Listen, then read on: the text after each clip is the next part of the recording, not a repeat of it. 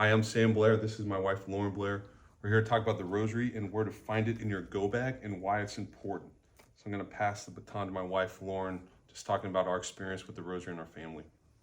So we have always wanted to pray the family rosary, but it really was seeming like this high and lofty goal because we had so many activities going on. We had new baby, two young kids. I'm sure so many of you have a lot of kids in your family too, and it just seemed like we couldn't get past just saying like one decade of the rosary. But I felt really compelled and challenged to lean into that because something that I discovered more and more in reading the lives of the saints is that they, all of them, every single one of them, young and old, big and small, they all prayed the daily rosary. And it was not just something that they did, it was one of their lifelines and one of their paths to heaven. And we really do, we know as parents and just our personal desire, we want to go to heaven and we want to be a family of saints, and we're always praying to become a family of saints. And I do believe that a fruit of that prayer was Our Lady bringing to our attention, hey, pray the family rosary.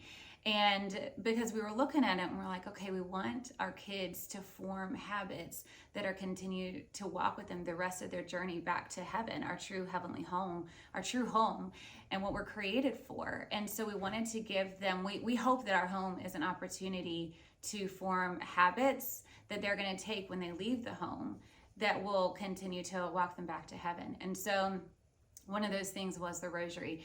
The main thing that was getting in the way of us praying the family rosary was it was just coming at the end of the day. We had all these sports. We have three kids, two very active boys that were doing a lot of sports.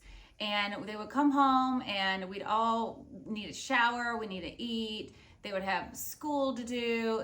And the last thing that we wanted to do was that they wanted to do was to pray the family rosary because they're exhausted. And so we would attempt it, but it was really just becoming an opportunity of stress. I could sense that kind of a feeling of like, not dread, but like, oh, we have to do the rosary, that was surrounding it.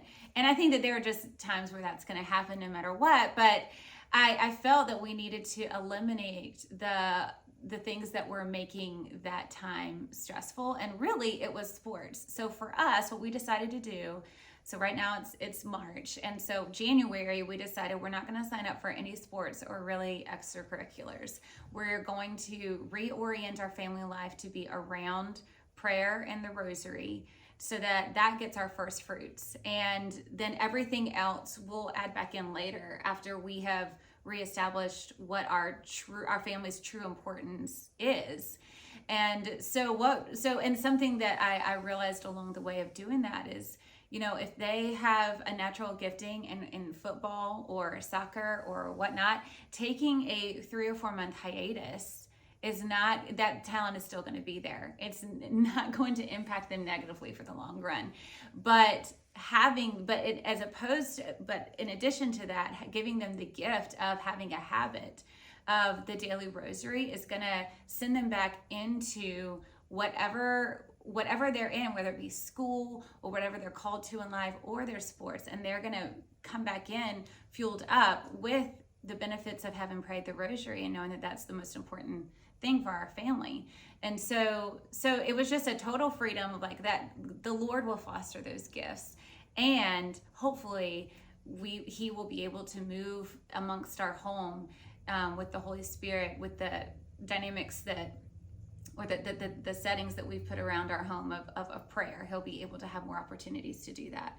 And so we will be adding things back in later. But right now we do dinner, we get them all showered, and then we immediately turn to the rosary. And sometimes it is still crazy. I mean, we have a toddler and we have, distractions are going to happen. But we do the full rosary most days of the week. And I can't tell you like what the fruits are now. Like we definitely haven't been like, and now we have like halos around us. But I trust that those fruits will come. I 100% trust the fruits will come. I trust the wisdom of the church to say, this is one of your main tools.